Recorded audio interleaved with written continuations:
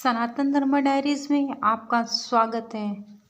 आज मैं आप लोगों के लिए हिंदू धर्म का एक और मंदिर बहुत चर्चा में है, जो कि ज्ञानवापी मंदिर है।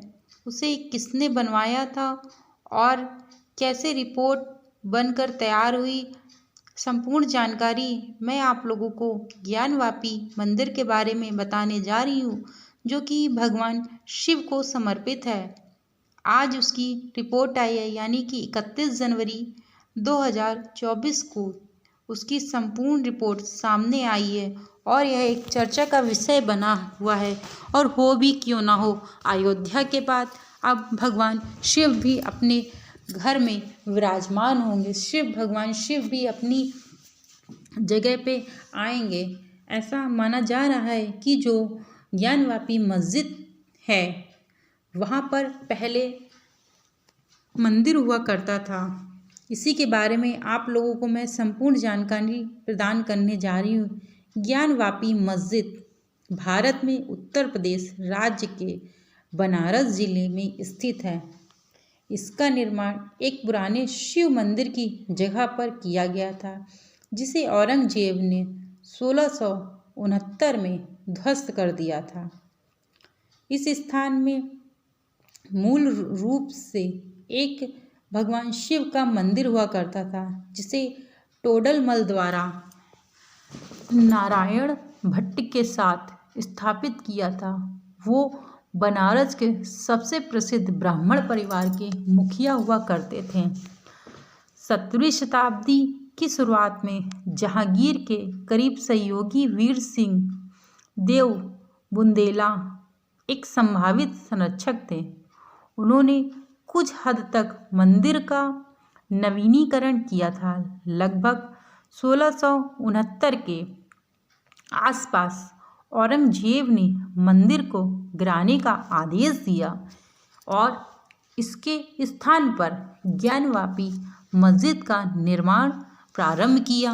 मस्जिद नाम एक निकटवर्ती कुएं का है। ज्ञानवापी ज्ञान का कुआं से लिया गया है। किंवदंतियों के अनुसार शिव ने इसे स्वयं शिवलिंग को ठंडा रखने के लिए खोदा था। इतिहासकार बताते हैं कि व्रतों को बार बार विनाश और मूल मंदिर के पुनः निर्माण के इर्द गिर्द केंद्रित रहने के लिए नोट लिखा है। फिर 5 महिलाओं ने याचिका दायर कर सिंगार गौरी की रोज पूजा करने का अधिकार मांगा था। और भगवान शिव का मंदिर है तो अधिकार होना भी चाहिए। कोर्ट ने इस मामले में सुनवाई के बाद ज्ञानवापी के सर्वे का आदेश दिया था। साथ ही एडवोकेट कमिश्नर नियुक्त किया गया था। लेकिन सर्वे के दौरान ज्ञानवापी मस्जिद में हंगामा हो गया था। इसके बाद सर्वे नहीं हो पाया। 2022 के आदेश के अनुसार ज्ञानवापी मस्जिद का सर्वे कराया गया और ज्ञानवापी मस्जिद की रिपोर्ट तैयार की जाने लगी और यह भी देखा जा रहा था कि वह मंदिर है या मस्जिद है। वहाँ पर कई तथ्य सामने आने के बाद बेंच बिठाई गई। फिर यह धीरे धीरे कोर्ट में फैसला चलता रहा। आज 31 जनवरी 2024 को फैसला आया।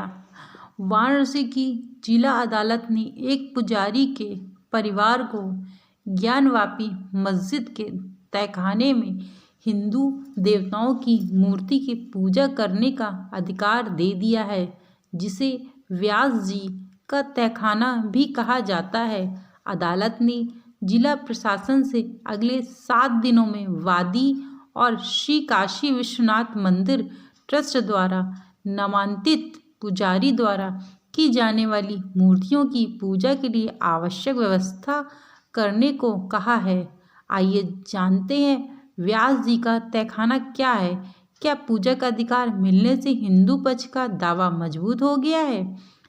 व्यास जी का तहखाना ज्ञानवापी मस्जिद परिसर में 4 तहखाने हैं, जिनमें एक अभी भी व्यास परिवार के कब्जे में है, जो यहाँ रहते थे, जिसे व्यास जी का तहखाना कहा जाता है। व्यास जी का तहखाना ज्ञानवापी मस्जिद परिसर में दक्षिण तरफ स्थित है। याचिका के अनुसार पुजारी सोमनाथ व्यास 1993 तक वहां पूजा अर्चना करते थे।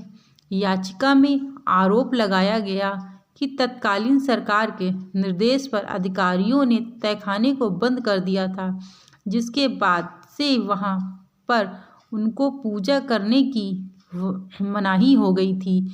याचिका दायर की थी उन्हें तहखाने में प्रवेश करने और पूजा फिर से शुरू करने की अनुमति दी जाए। मिली जानकारी के अनुसार व्यास जी का तहखाना मस्जिद के नीचे स्थित है। ASI सर्वे में इस जगह से हिंदू देवी देवताओं की मूर्तियां मिली हैं।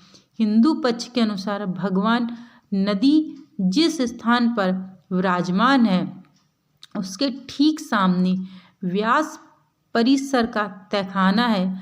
दावा है कि साल 1993 में तत्कालीन सरकार ने अवैध तरीके से बंद करा दिया गया था और वहां पूजा करने वाले पुजारियों को भी हटा दिया गया था। कोर्ट के आदेश के बाद ज्ञानवापी मस्जिद के वाजू खाने के समक्ष बैठे नंदी महाराज के सामने लगी बैरिकेडिंग को हटाकर रास्ता खोल जाएगा। साथ ही लोग व्यास जी के तहखाने में पूजा अर्चना कर सकेंगे।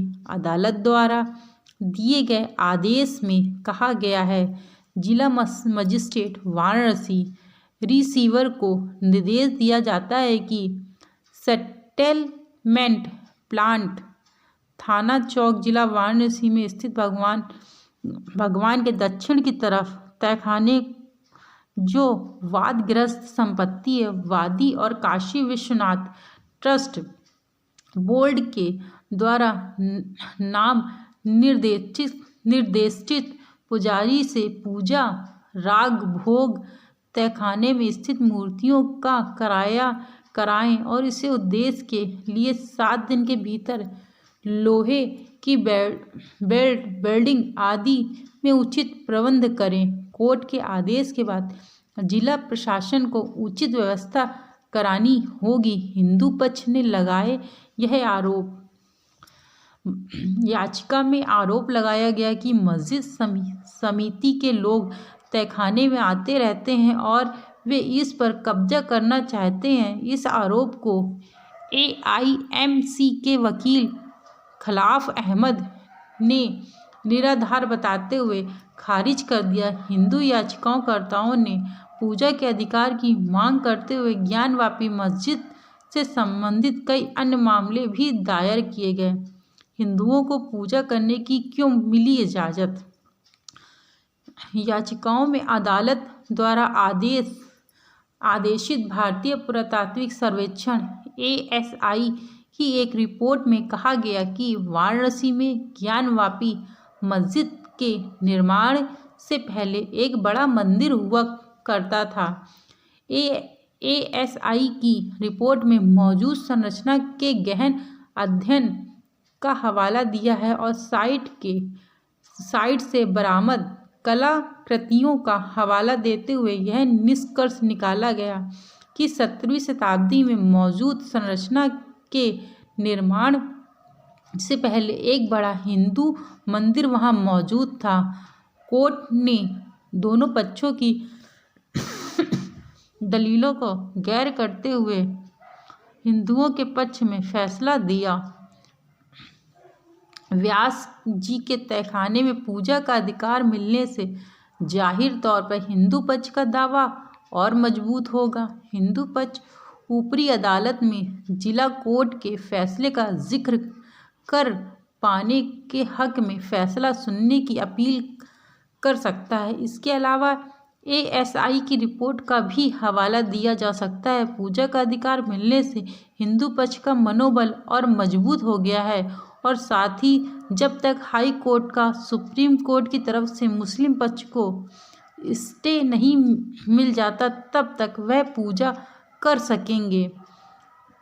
मुस्लिम पक्ष ने इस आदेश को हाई कोर्ट में चुनौती देने का निर्णय लिया है। इस तरह मुस्लिम पक्ष ने आपत्ति जताते हुए कहा था कि व्यास जी का तहखाना मस्जिद का हिस्सा है, लिहाजा उनमें पूजा पाठ की अनुमति नहीं दी जा सकती। इस बीच all India Muslim personal law board के वरिष्ठ सदस्य मौलाना खालिद रशीद फरंगी महली ने लखनऊ में कहा कि इस फैसले से मायूसी जरूर है, लेकिन अभी ऊपर अदालत का रास्ता खुला है। जाहिर है कि हमारे वकील इस फैसले को चुनौती देंगे। उन्होंने कहा, ज्ञानवापी का मामला अयोध्या के मसले से अलग था। अभी लंबा रास्ता तय करना है।